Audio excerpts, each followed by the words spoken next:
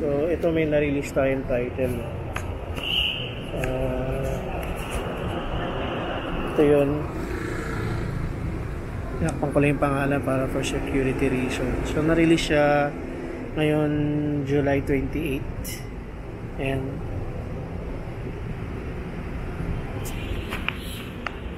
ngayon kukuha tayo ng certified copy ng na-release na title.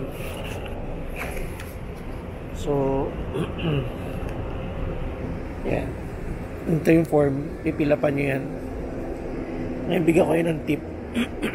Pag dito nyo kinuha sa Register of Deeds na yan sa Quezon City, Patagan,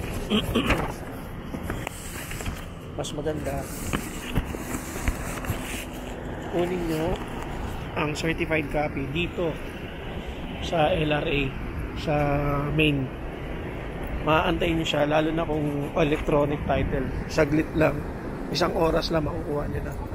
Kaysa kumuha kayo dito sa Register of Deeds sa Quezon City, 3 days inaabot dyan. Dito may additional fee lang kayong babayaran. So pupunta tayo dito sa LRA, 2 title lang kukunin natin ng certified. So update ko kayo mamaya kung nakuha ko na. Bye. So update lang ulit, no, after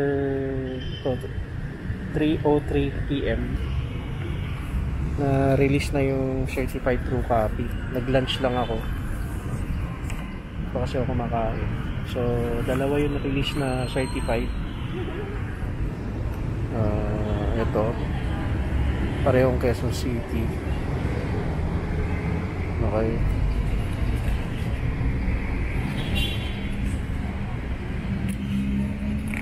Tapos yung isa Quezon City rin, certified copy.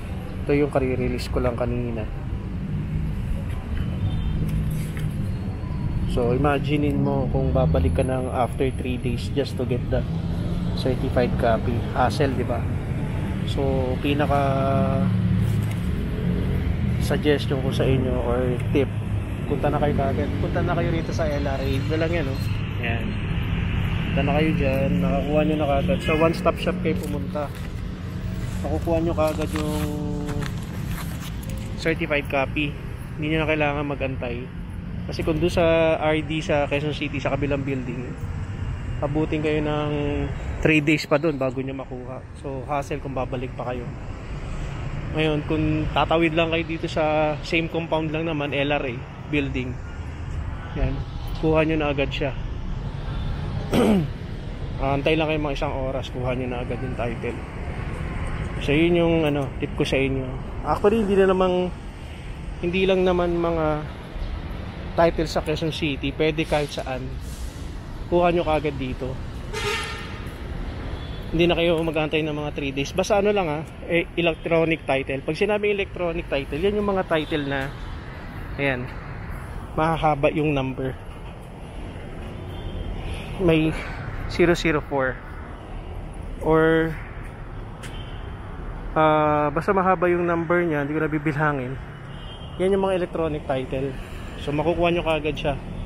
Again, kukuha kayo ng certified copy at electronic naman yan kahit saang parte ng bansa. Punta na kayo dito sa LRA, sa LRA compound sa Quezon City lang to, East Avenue. So yun na lang muna, bye.